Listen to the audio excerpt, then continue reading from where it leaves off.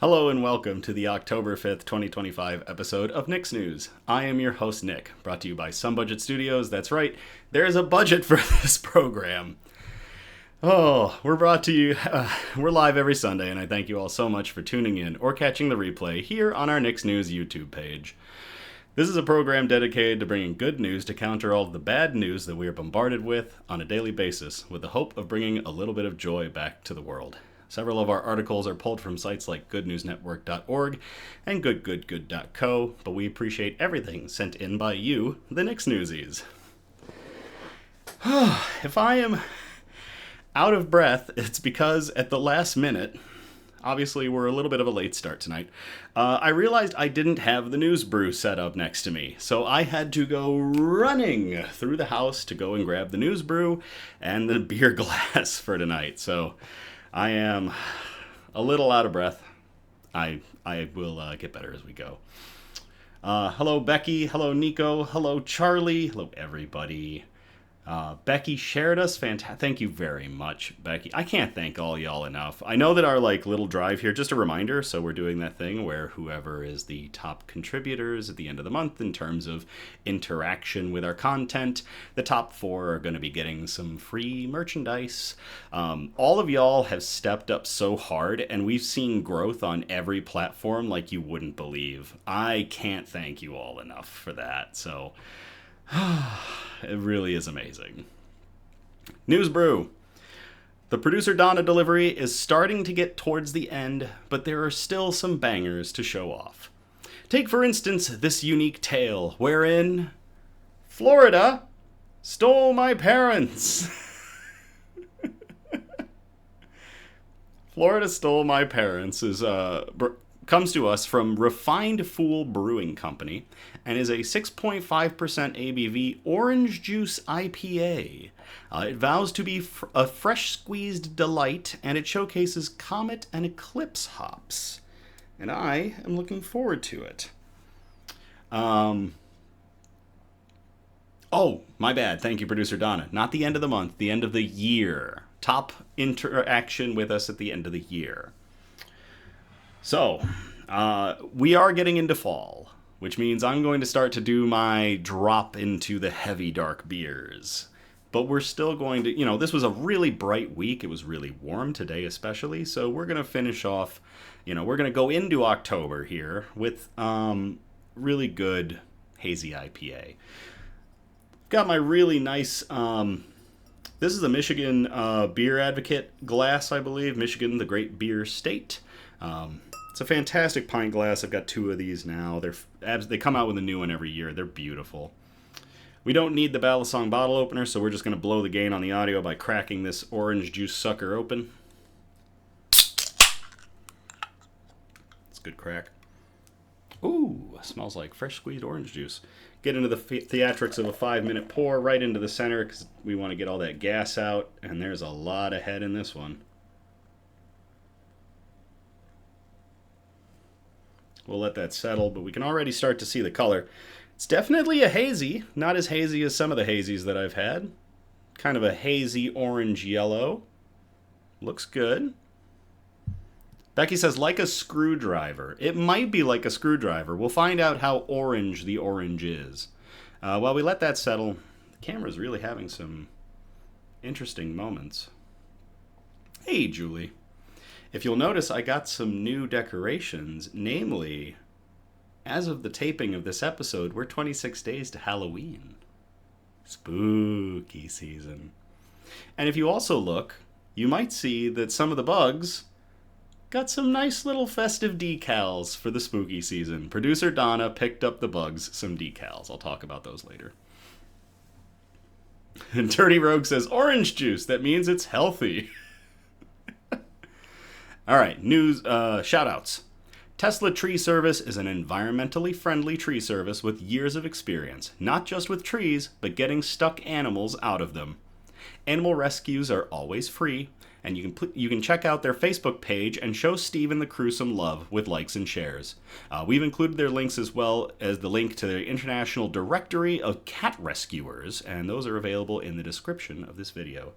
To Tesla Tree Service and everything they do, for all of our fur friends getting stuck in trees. Cheers.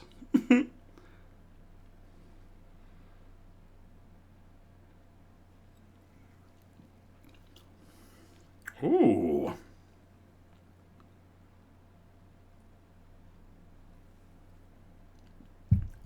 Ooh. That is a lot of Citra goodness. Oh my gosh. That beer is crazy. Next up, Journey Church in Conway, New Hampshire has asked us to let you all know that they will be hosting a trunk or treat on October 31st. There will be food trucks, music, candy, and more. You can join them at 5 p.m. from 5 p.m. to 7:30 p.m. at 15 Hutchins Drive, Conway, New Hampshire. To Journey Church in Conway, New Hampshire, hosting a trunk and treat. We wish you all the best in this spooky season, and cheers.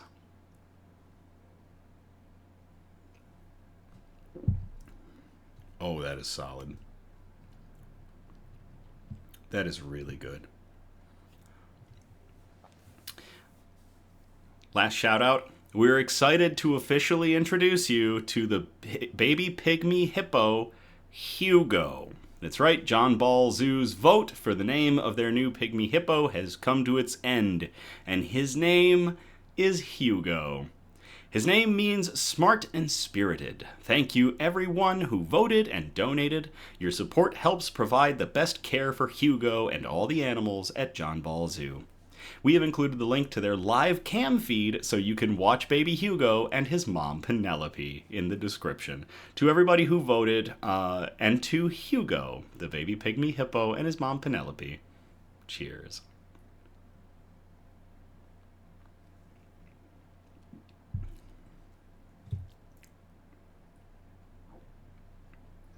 Yes, Becky, there is a live feed. The link is in the description. News quote. Somehow we must keep hope alive.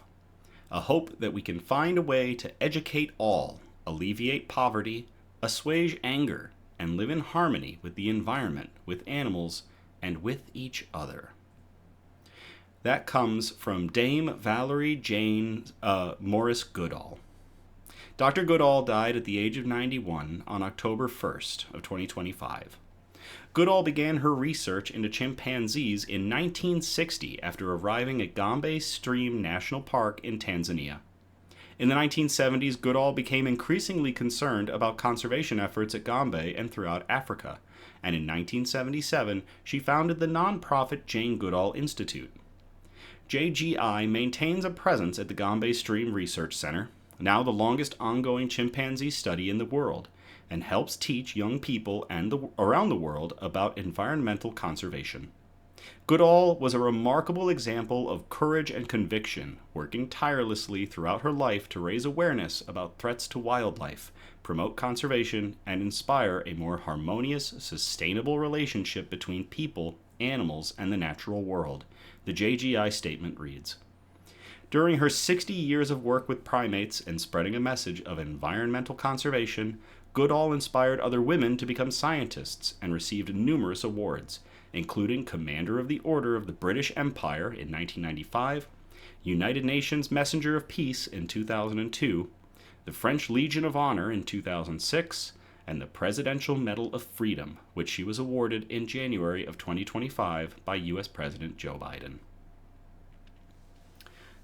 To Jane Goodall, somehow we must keep hope alive, a hope that we can find a way to educate all, alleviate poverty, assuage anger, and live in harmony with the environment, with animals, and with each other.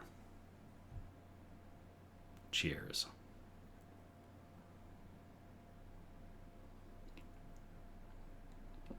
Hey, Nate. Bug update. I clean out the water dish. Elmira just keeps filling it up. There's no end in sight to this war, and it will drag on. Ripley has several new small friends that I need to get some pictures of. I'm guessing that they came in with all that moss that we got for her new home. They include a very small snail and a couple of beetles that somehow snuck in. I will try to get some pictures. It is a bioactive vivarium teeming with life, which is exactly what I wanted.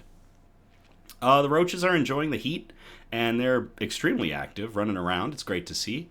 They're enjoying a nectar jelly cup that I gave them, and some banana peels, because they don't like just banana, they really like banana peel. So I'll get some pictures of them if I can. And I promise to get a picture of Sue. He was completely out of the hide the other night, and I just did not think to get that picture, but I am going to do my best. It is only a matter of time before we see him in all his glory. I'm hoping on one of these episodes he'll come crawling around on his hide like he used to, but we'll see. If you take a look on our Tuesday bug post on Instagram, you're going to see that Producer Donna got all the bugs, some nice little stick-ons to celebrate the spooky season.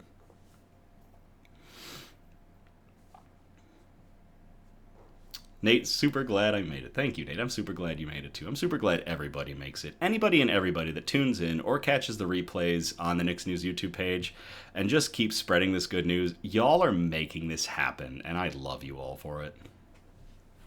All right, let's get into our good news. Our good news is broken up into 4 major categories, and those categories are science and technology, health and medicine, flora and fauna, aka plants and animals, and wholesome notes, the really nice special articles that we like to end on. I will put a disclaimer right now. Producer Donna was crying her eyes out reading these 2 articles we have in wholesome notes, so y'all have been warned well in advance to have a box of tissues. I haven't read them. I want to get the full experience, so get ready. All right, we're going to start off in Category 1, Science and Technology. We called this first one, Turtly Enough for the Turtle Club. And I will copy and paste this into the chat if y'all want to read along.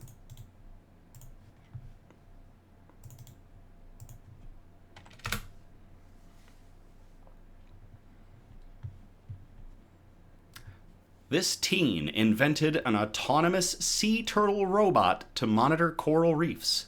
He just won an award from the EU. This was published to goodgoodgood.co on October 2nd of 2025 by Cameron Baker. Evan Buds, a 15-year-old from Ontario, Canada, is receiving global recognition for his invention, an autonomous bionic sea turtle robot. The robot, which uses AI to monitor ecological systems underwater, won Buds a first-place prize in the European Union contest for young scientists. I became inspired for this project after I observed the fluent motion of a snapping turtle while camping, Buds said in a video for his invention. He saw potential in the way the turtle moved, compared to traditional propeller-based systems of other autonomous robots. He created a propulsion approach that imitates the way green sea turtles maneuver underwater by using computational fluid dynamics simulations. That's awesome. Not only is it a unique and more seamless way to move through the water, but it also has less impact on the very environments scientists are trying to protect. Aquatic habitats are vital to humanity, and the routine surveying of these environments has become critical, Buds explained in the video. Utilizing an innovative biomatic robot for such analysis ensures low ecological disruption. That's really cool. Buds said the robot uses a computer vision imaging system powered by AI to quantify coral health, which can detect coral bleaching with 96% accuracy. The information gathered by the robot will ideally allow the right organizations to identify where these threats may be occurring, increasing awareness and supporting efforts to increase the overall health of impacted areas, Buds said. For ecological monitoring, I want to be as low as possible in terms of disruption to the environment, he told CBC News. So by mimicking the turtle, I can ensure that I don't disrupt or distract any other organisms while I'm conducting the monitor. He tested the device in his grandparents' backyard pool and determined that the robot showed accuracy and reliability. After winning the EU CYS, the 36th competition hosted by the EU, Buds took home a prize of £7,000, or a little over $8,000 US. Evan's success at EUCYS 2025 shows that his project is truly world-class. Rennie Barlow, the executive director at Youth Science Canada, told the CBC. A remarkable innovation that showcases the ability of Canadian youth to tackle complex technical and environmental challenges, they added. For Buds, it's just another step in protecting the planet, a cause he has cared about for much of his adolescence.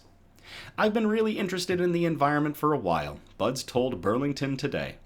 I've been conducting a lot of different research, literature, and articles, and find that the environment is becoming increasingly more impacted by global warming and other human-caused impacts. There is a video going over Buds' autonomous turtle robot. If you want to check that out, I highly recommend it. It is really cool.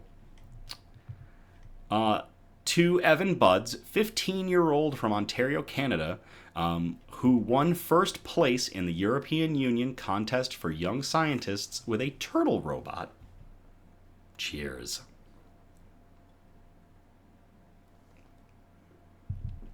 That is really cool.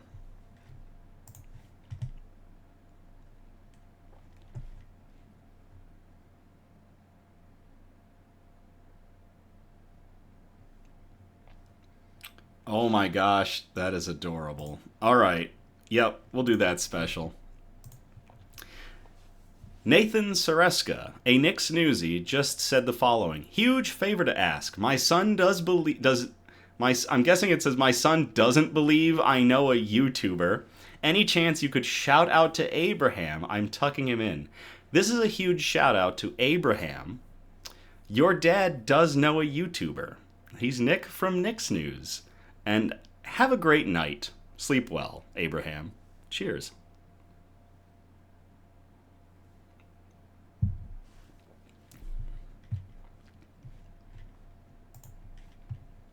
All right. You're welcome, Nate. All right, that's going to get us out of science and technology. We're going to move on to category 2, health and medicine. This first one was sent in by Eliza. Eliza, thank you very much for sending it in. We called it Hunting Down Huntingtons. I will copy and paste this into the chat if y'all want to read along. Producer Donna adds helping parents to show description.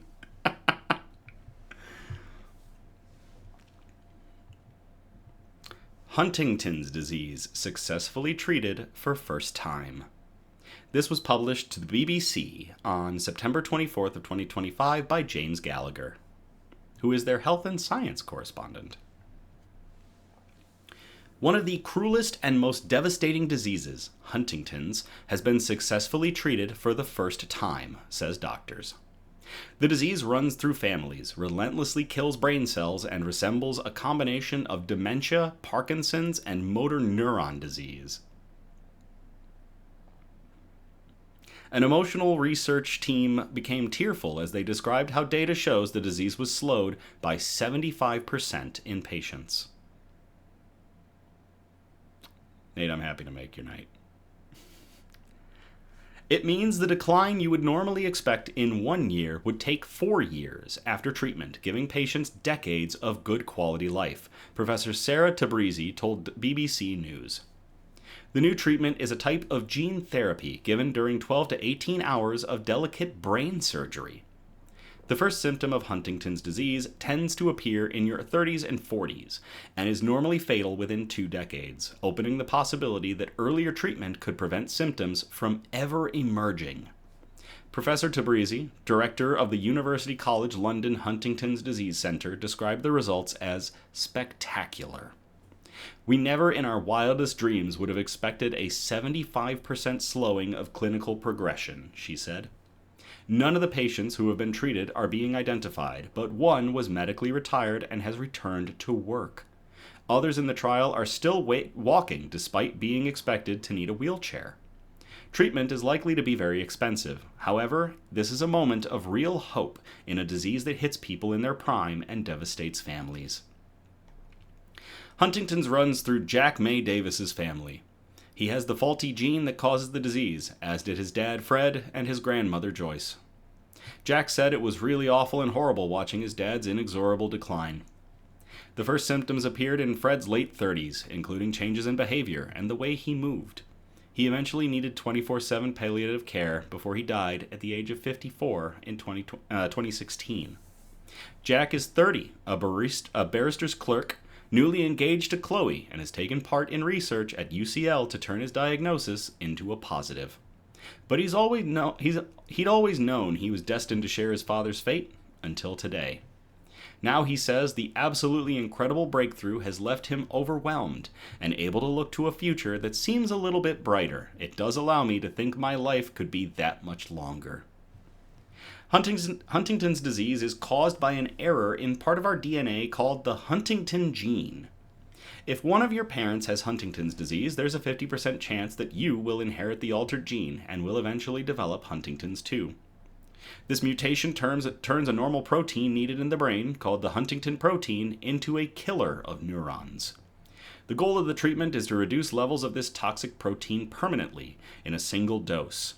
The therapy uses cutting-edge genetic medicine, combining gene therapy and gene silencing technologies. It starts with a safe virus that has been altered to contain a specifically designed sequence of DNA. This is infused deep into the brain using real-time MRI scanning to guide a microcatheter to two brain regions, the caudate nucleus and the putamen. This takes 12 to 18 hours of neurosurgery. The virus then acts like a microscopic postman, delivering the new piece of DNA inside brain cells where it becomes active. This turns the neurons into a factory for making the therapy to avert their own death. The cells produce a small fragment of genetic material called microRNA that is designed to intercept and disable the instructions called messenger RNA being sent from the cell's DNA to building mutant Huntington. This results in lower levels of mutant Huntington in the brain. So basically, we take a virus, have it bring in some information that rewrites the information normally being done by cells, and prevents this protein from getting produced in the first place. That is awesome. There's a really cool visual aid that they have in the article. I recommend you take a look at it. Results from the trial, which involved 29 patients, have been released in a statement by the company Unicure. Unicure. It is Unicure. But have not yet been published in full for review by other specialists. The data showed that 3 years after surgery, there was an average 75% slowing of the disease based on the measure, which combines cognition, motor function, and the ability to manage in daily life. The data also shows the treatment is saving brain cells. Levels of neurofilaments in spinal fluid, a clear sign of brain cells dying, should have increased by 1/3 if the disease continued to progress, but was actually lower than at the start of the trial. This is the result we've been waiting for, said Professor Ed Wild, consultant neurologist at the National Hospital for Neurology and Neurosurgery at UCLH. There was every chance that we would never see a result like this, so to be living in a world where we know this is not only possible, but the actual magnitude of the effect is breathtaking, it's very difficult to fully encapsulate the emotion. He said he was a bit teary thinking about the impact it could have on families. The treatment was considered safe, although some patients did develop inflammation from the virus that caused headaches and confusion that either resolved or needed steroid treatment. Professor Wild anticipates the therapy should last for life because brain cells are not replaced by the body in the same manner as blood, bone, and skin are constantly renewed. Approximately 75,000 people have Huntington's disease in the UK, US, and Europe, with hundreds of thousands carrying the mutation, meaning they will develop the disease. Unicure says it will apply for a license in the US in the first quarter of 2026, with the aim of launching the drug later that year. Conversations with authorities in the UK and Europe will start next year, but the initial focus is on the US. Dr. Waleed Abisab, the chief medical officer at Unicure, said he was incredibly excited about what the results mean for families and added that the treatment had the potential to fundamentally transform Huntington's disease. However, the drug will not be available for everyone due to the high complex surgery and the anticipated cost. It will be expensive for sure, said Professor Wild. There isn't an official price for the drug. Gene therapies are often pricey, but their long-term impact means that can still be affordable. In the UK, the NHS does pay for a £2.6 million per patient gene therapy for haemophilia B.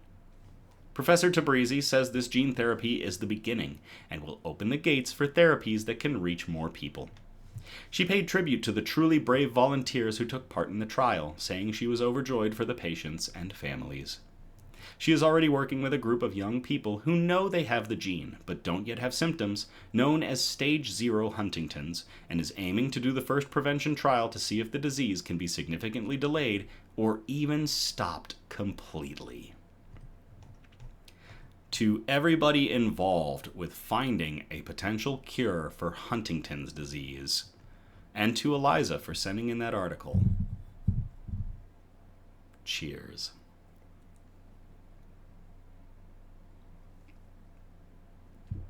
Becky asks, wonder if they can take the research and apply it to different diseases.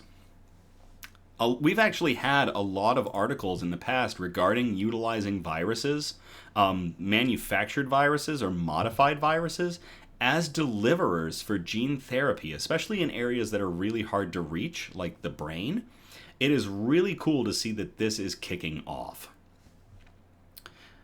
Producer Donna, I'm glad it works, but I hope they find a different way to deliver the therapy. 18 hours in surgery sounds rough. Yes, I agree. Nate says expensive now, but as more of these progress, it will become more affordable and available. I hope. Super impressive. I agree. All right, we'll move on to our second article in Health and Medicine. This one was sent in by Ed. Ed, thank you very much. This one is a cancer, fuck cancer article. I will copy and paste it in the chat if y'all want to read along. Now, what was interesting with this one, I will preface this, we were having some trouble confirming this article, because, like, some of the other places that we go to find articles, we're not posting about this, so everything we've found so far says this is correct, so we're going to go with it. A 13-year-old boy has become the first person to be cured of a deadly brain cancer. This one was published on August 8th of 2025 by Sarah Watts on Upworthy.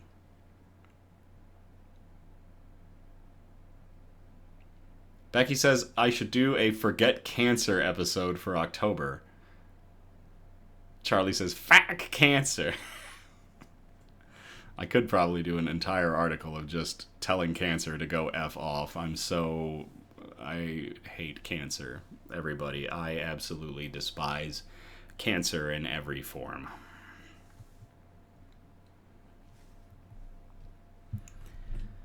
It's a parent's worst nightmare, taking your child to the doctor and receiving a life-changing diagnosis.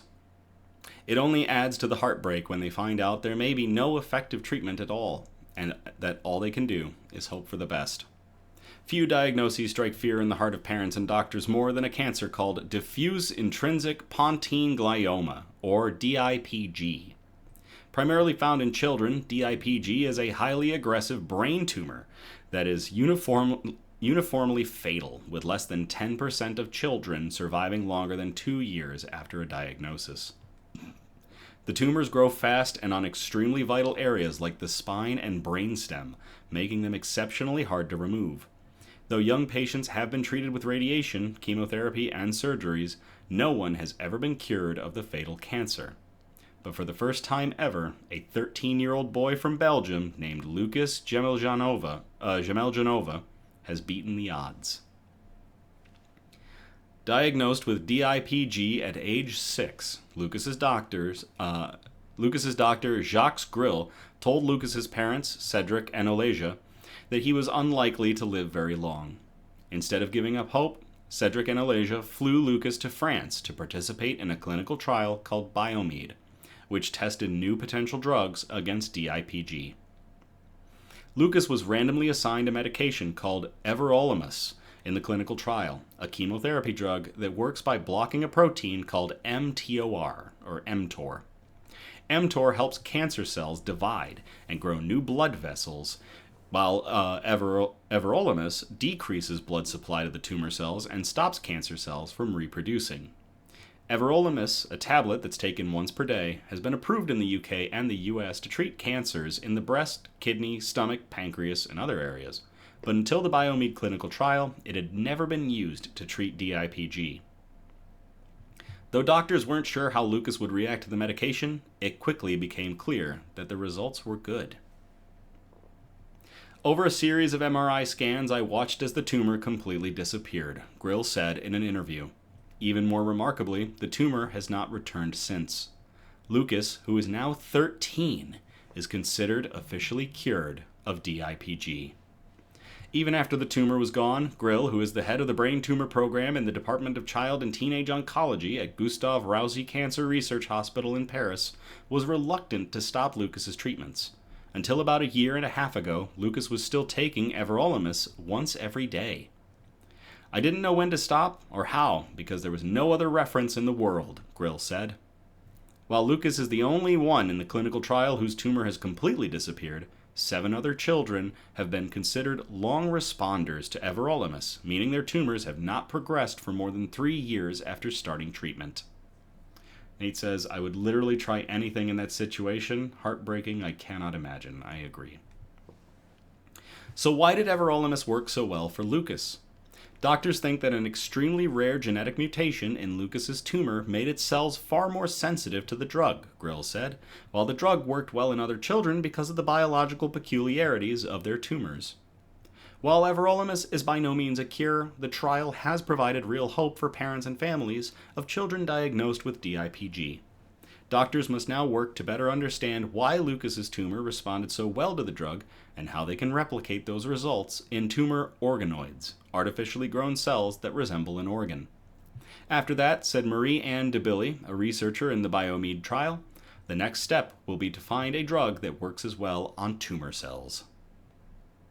A more recent clinical trial tested a new immunotherapy treatment on young DIPG patients and showed promising results. Many of the patients' tumors shrank, and several participants saw functional improvements in their symptoms and day-to-day lives.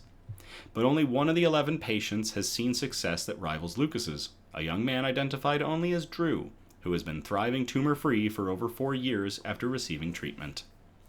Once considered a definitive death sentence, there is real hope for this first time. But there's much more research and work to be done. Until then, however, Lucas's doctors are thrilled. Lucas's case offers real hope, said DeBilly. To Lucas Gemeljanova for being cancer-free. To the doctors involved in the Biomed trial and continuing to look for solutions to DIPG, and to Ed for sending in that article. Cheers.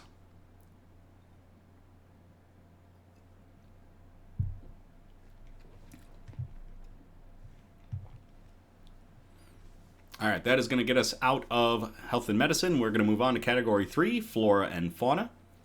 This first one is an obligatory cat article. That's right, it is an obligatory cat article. And this one was sent in by Julie. Julie, thank you very much. I will copy and paste it in the chat if y'all want to read along.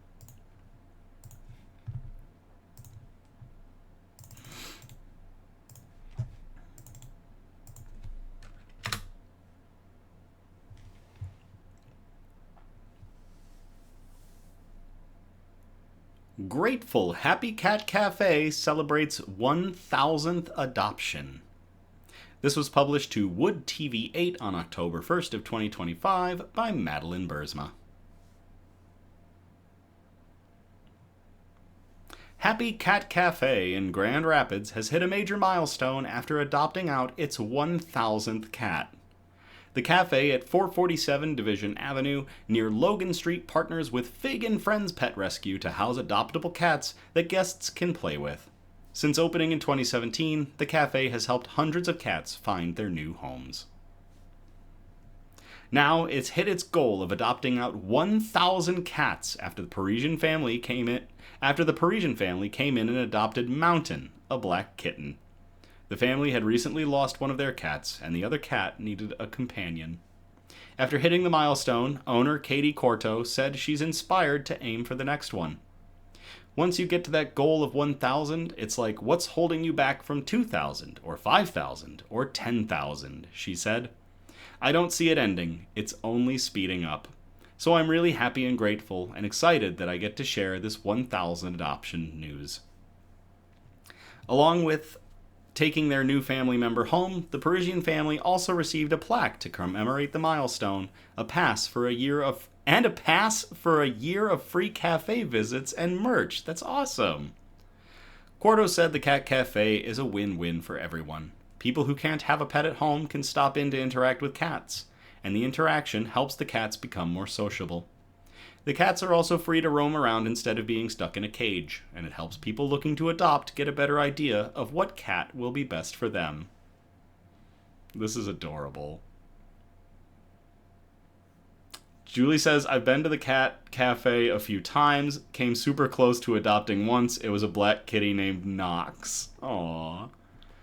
When one of the cats is adopted, she said it has a big impact, and it helps free up space and resources for other cats that need help. The cat rescue world is constantly overworked and overburdened, and there's not enough people. Not enough care for all these cats, and never enough donations, she said.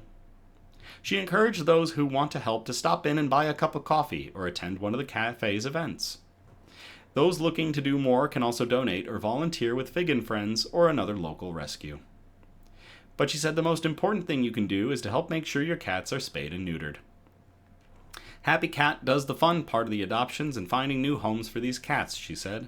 But we would hope that there would be a few less that have to come through because there are too many and we can't fit them all. And we really wish we could, but there's just not enough room in any of the shelters. To the Happy Cat Cafe for celebrating its 1,000th adoption, and for Julie for sending in this article, cheers.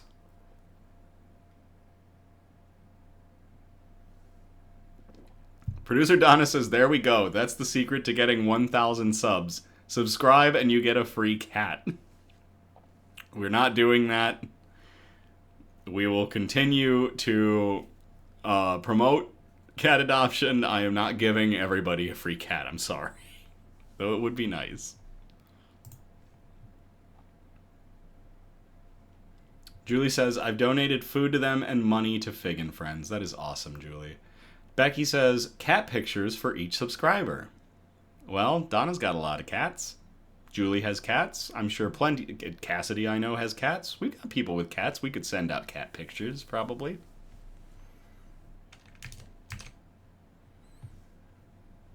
All right, this next one we called Back from the Dead, just in time for spooky season. And this one was from Eliza. So Eliza, thank you for sending me this one in. I will copy and paste it in the chat if y'all want to read along.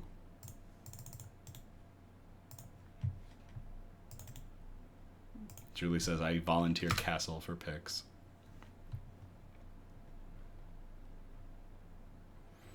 It's resurrection. 1,000-year-old seeds could grow ancient plants in England's Ice Age ghost ponds. This was published to The Guardian on September 20th of 2025 by Patrick Barkham.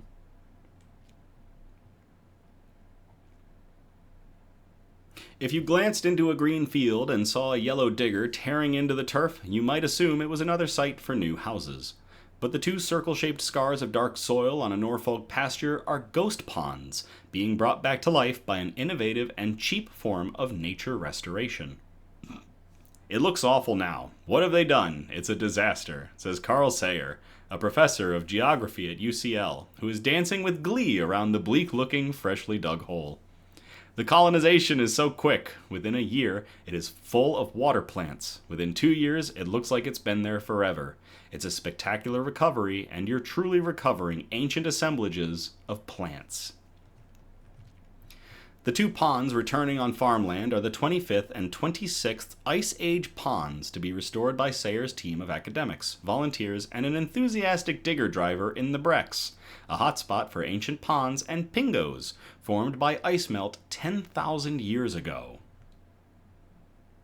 Over the past 2 centuries, thousands of such ponds have been filled in as land was drained and improved for crops. So far, most of the 26 ponds have been revived on land bought by Norfolk Wildlife Trust. which has supported the restoration effort with funding from the National Lottery Heritage Funds, Breck's Fen Edge and River Landscape Partnership Scheme. But the latest two ponds have been dug out thanks to a Norfolk farmer, who is one of the increasing number of private landowners reviving ghost and zombie ponds. New surveys by Sayer's team have revealed that 22 of the ghost ponds restored since 2022 now support 136 species of wetland plants. This represents 70% of the wetland flora that's found in more than 400 ponds on Norfolk's Wildlife Trust's Thompson Common, an internationally important nature reserve whose ponds have survived since the Ice Age. The resurrected ponds include rare species lost from the surviving ponds, such as various leaved pondweed, which is only found on one other site in Norfolk. The magic, Sayer points out, lies in a layer of distinctly dark soil, which his team carefully reveals. This peat-like sediment is the old bottom of the pond, formed from centuries of decaying aquatic plants, and it's still full of seeds. It's a perfect time capsule, says Sayer. It's dark, moist, cool, and anoxic. There's no oxygen. This is nature's emergency recovery mechanism. We've buggered almost everything up, but this will still bring them back. One of the pond restorers, Haley McMecken, is working on a germination trial for her PhD. Sediment of different antiquities from those ghost ponds is being monitored in tanks at Kew Gardens Seed Bank at Wakehurst. It is likely some seeds older than 1,000 years can still spring to life. It shows you the resilience of nature, that seeds have evolved to last that long, says McMecken. It's not rewilding, it's not restoration, it's resurrection. If you want to recreate a woodland, you've got to plant it and plant your own trees. Here, a human can't get it wrong. It's all ready to go, like an instant cake mix. Just add water. Resurrecting a pond begins with Professor Helen Birmingham, a colleague of Sayers in the UCL Geography Department, studying old maps. Many small ponds are missed off maps, but old field names sometimes provide clues. LIDAR, or light detection and ranging, is also used to identify depressions in the land, while satellite imagery can reveal former pond sites which often show up as a circle of green, still having a higher moisture content during dry summers such as this one. On site, the team start by using an auger to drill down to confirm the bottom of the ghost pond, a soil layer also characterized by white fragments of pond snail shells, which have a more pointed whorl than land snails. So that's crazy. They're digging down into the soil, and they're not just looking for those seeds and this specific type of soil that was the ancient bottom of a pond, but they're also looking for specific snail shell fragments because they look different from land snails. There's a lot going into this, and this is wild. Then, a straight trench is dug to find where the sediment is deepest, which reveals the center of the pond. The middle is never where you think it is, but careful digging will find the center, and then you work out from there, says Sayer. A second trench is dug across the first to form a cross of trenches, which helps identify the exact dimensions of the pond. The digger then takes over, but it is precision work to create the gently declining natural edges of the pond, rather than steps or shelves, and being careful not to dig below the seed layer.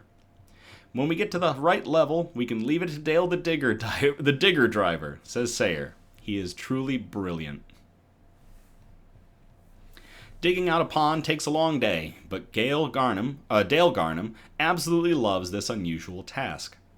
This is my favorite sort of work. I just hope it really kicks off. On a building site, you dig a hole, put a pipe in, and cover it up. So it's nice to come back here and see what you've done and how it progresses. As Garnham skillfully scrapes off the topsoil, volunteers identify treasures beneath. Volunteer Dan Hoare finds a pristine shell of a banded river snail which probably lived in Roman times. Another volunteer identifies a shard of Roman pottery and late Neolithic pot boilers, charred flint heated in a fire to boil water. Wetlands were a place where people needed to be, says Sayer. Producer Donna says, it's awesome that Dale is getting so much love. It really is.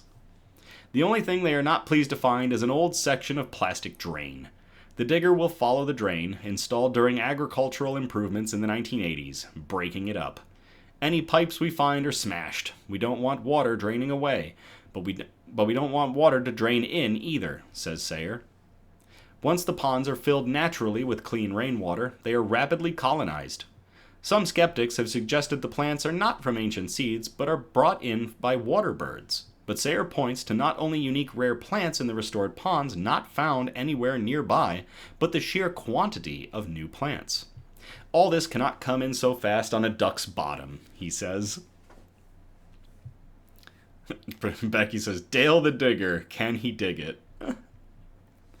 Despite them not being connected to any other waterways, the nine-spined stickleback fish has also rapidly returned to the ghost ponds. We've no idea how it got there. There is no biological mechanism that would do it without a hydrological connection. Could solving that conundrum be another PhD? We want a few mysteries like this. Keeps me in a job, says Sayer.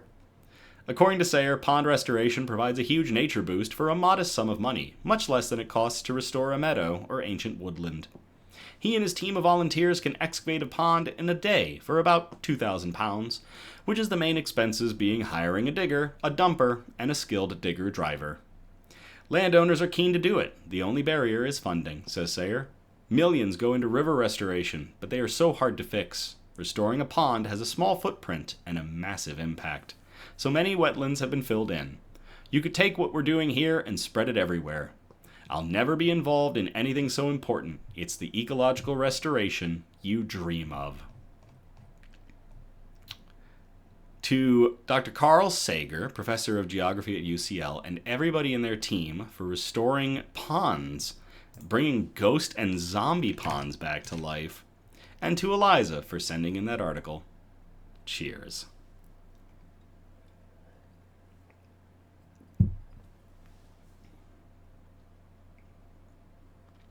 I really want to swap Sue's and Elmira's tanks, because Elmira is out and about and is just so fascinating to watch. Like, I need to get that old webcam set up to have Elmira vision, because she is just fascinating to watch moving around in there.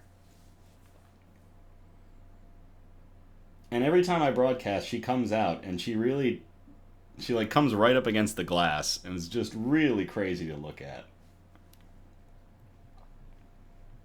And Sue isn't doing anything. He's just hiding back there. All right. That's going to take us out of flora and fauna, and we're going to get into category 4, the wholesome notes. And again, I warned you all, these are some tear jerkers.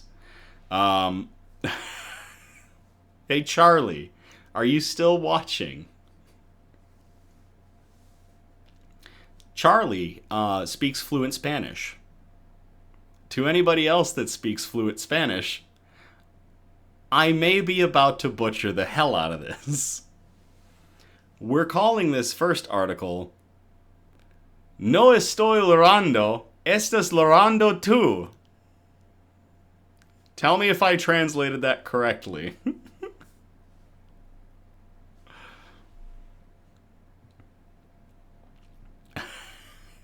I'll copy and paste the article into the chat while that gets decoded. Oh, Charlie says I understand it. I don't speak it fluently. I speak hood. Well, what I just put in, thanks to Google Translate, would be the Spanish translation of I'm not crying, you're crying. Also, I need to hear that again for reasons. So what Google Translate came up with for I'm not crying, you're crying is No estoy llorando, estás llorando tú. And producer Donna has once again said Kleenex alert. Here we go. Charlie said, yes, that's accurate. Fantastic. Thanks, Google Translate.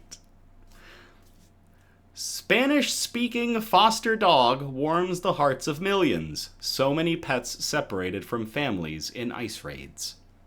This was published to goodgoodgood.co on October 3rd of 2025 by Cameron Baker.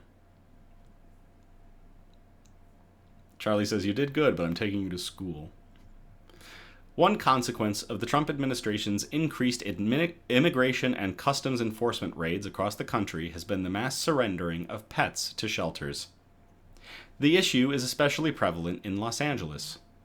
The animals have become sort of a victim in this situation because, to no fault of their own, they're finding themselves in the care centers. Christopher Valles, Public Information Officer for the Los Angeles County Department of Animal Care and Control, told Reuters this summer. In July, the Los Angeles Times reported that pet surrenderers more than doubled at the county's Palmdale shelter compared to June of 2024, with another shelter nearby jumping to nearly 50% during the same period. Whether people are surrendering their pets because they may self-deport or believe they may be deported or detained, beloved pets are ending up in shelters.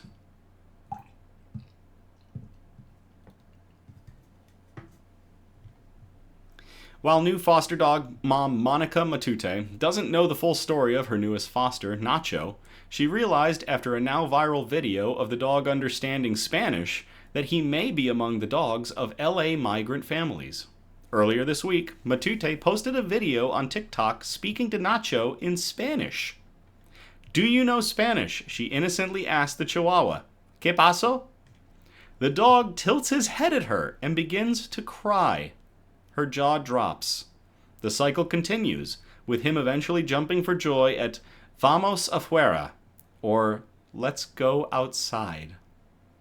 In 2 days, the video racked up over 10 million views and 2 million likes. Oh my gosh, the TikTok is playing as I'm reading.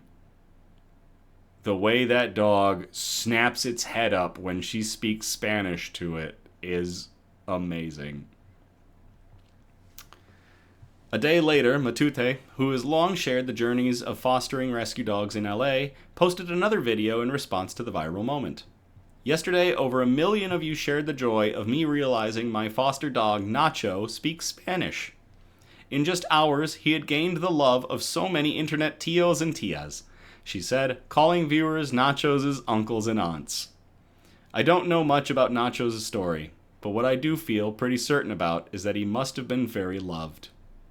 She went on to add that she and her family decided to foster him because he was having a hard time coming out of his shell at their local rescue facility.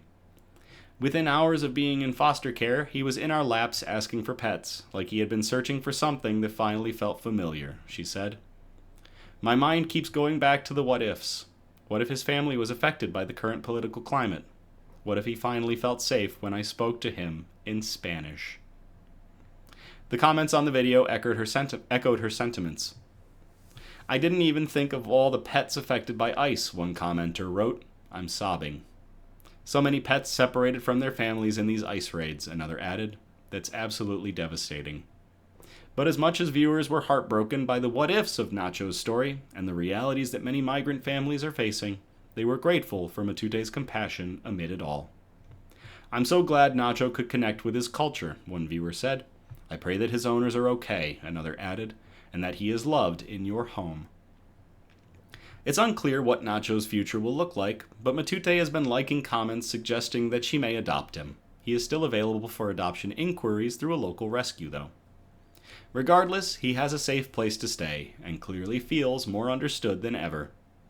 Nacho reminds us all that being understood, even in the smallest ways, is part of what helps us come alive again, Matute said in her video. I hope whoever was lucky enough to love Nacho first knows that he's safe and loved, not just by me, but by the whole internet. There are a ton of TikToks and pictures of Nacho in the article. To Nacho the Chihuahua and to, where is her full name again? Monica Matute for taking in Nacho and showing that there is love to be had for these animals, even as their families may be torn away from them. Cheers.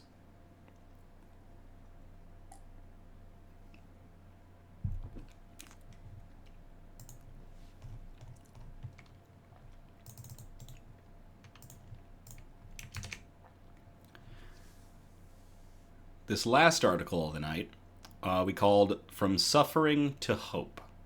And I will copy and paste this into the chat if y'all want to read along.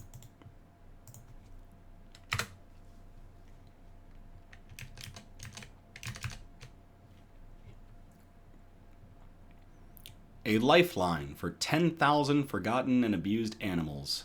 How his team mobilizes for large-scale rescues. This article was published by CNN on September 5th of 2025 by Meg Dunn.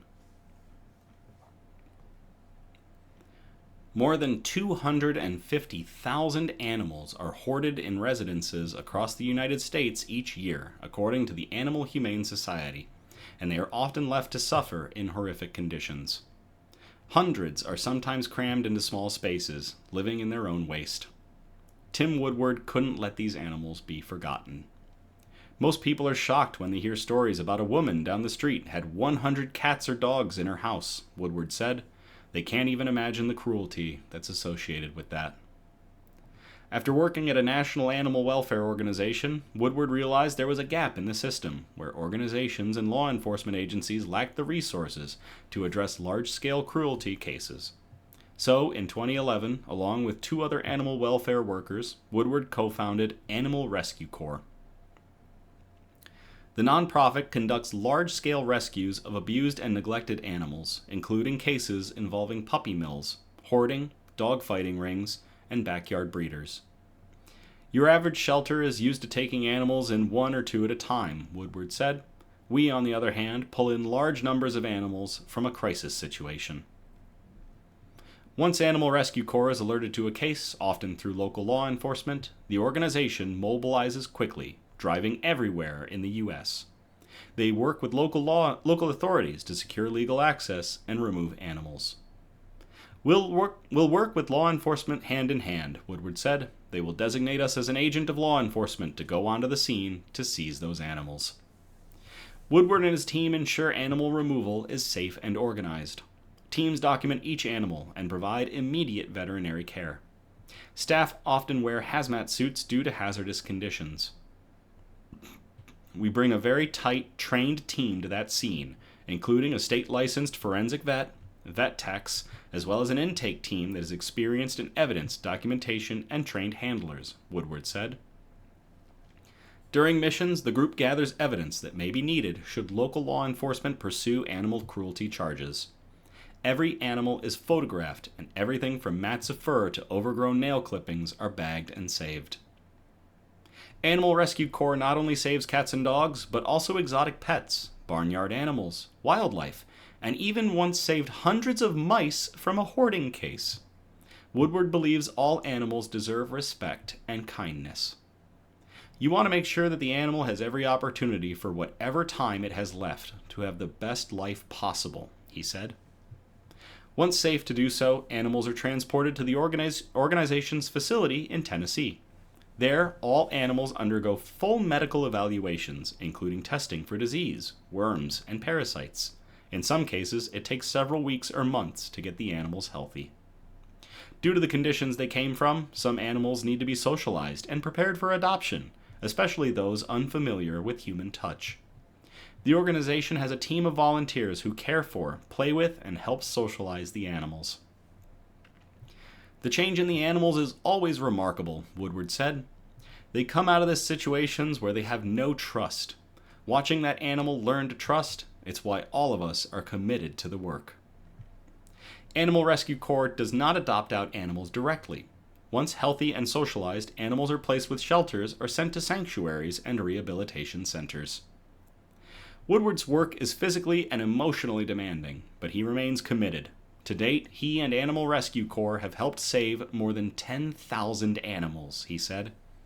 My hope for the animals is that they have the best life possible and that they forget all about where they came from. To Tim Woodward and everybody associated with Animal Rescue Corps for going in and rescuing animals from deplorable conditions. Cheers.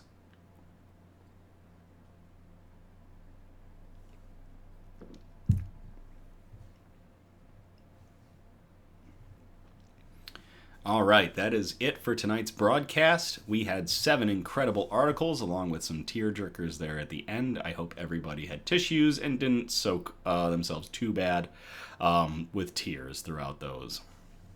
I thank you all again so much for tuning in or catching the replay on the Nix News YouTube page.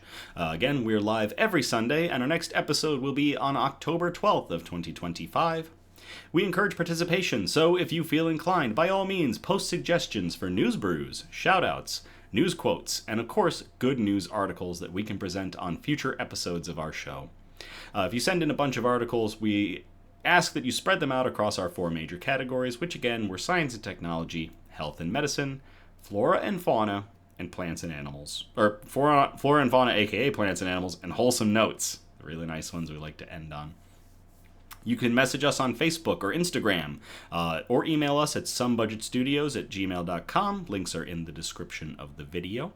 Feel free to like, subscribe, or comment on our Facebook and Instagram content, our YouTube and TikTok videos, pretty much everything to get good news and joy out into the algorithms. Please, no SEO improvement advertisements. We're not interested. Nix News has continued to grow, even with just, the mention of this drive that we're doing, where at the end of the year, top 4 people that have interacted with our content are going to get some merchandise for free. Even before all of that, y'all have continued to grow Nix News, and I can't thank you all enough for everything. Seriously, y'all drive Nix News up and up, and we continue to bring good news to counter all the bad news we are bombarded with, and really, thank you all. That's about it. Pumpkin beer episode's coming up this month. We're in October, and I promise 1 pumpkin beer a year, usually in the October time. Not looking forward to it, but I hope you all are. So, as always, thank you again. I love you all. Have a great night, and I will play us out.